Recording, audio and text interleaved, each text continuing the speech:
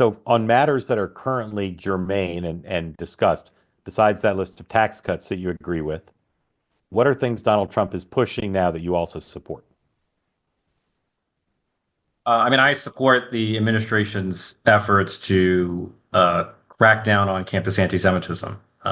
Since October 7th, we've seen volcanic eruptions of anti-Semitism on college campuses and on social media platforms. Here in New York City, anti-Semitic hate crimes are at historic highs.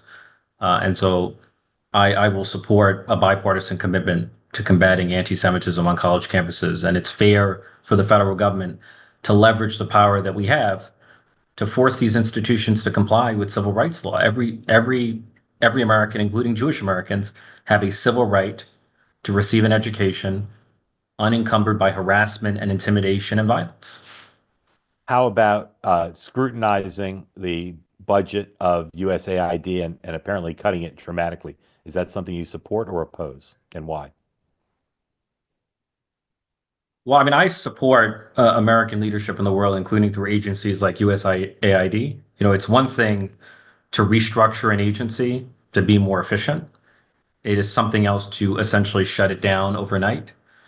And I will confess that, I am troubled that you have outsiders who are neither elected by the people nor employed by the federal government who are barging inside a federal agency, firing masses of people, and then essentially shutting down the agency, even though it's been expressly authorized by Congress.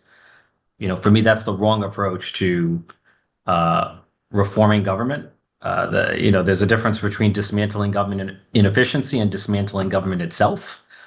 I'm all for creative disruption, but what I've seen is more destructive than creative.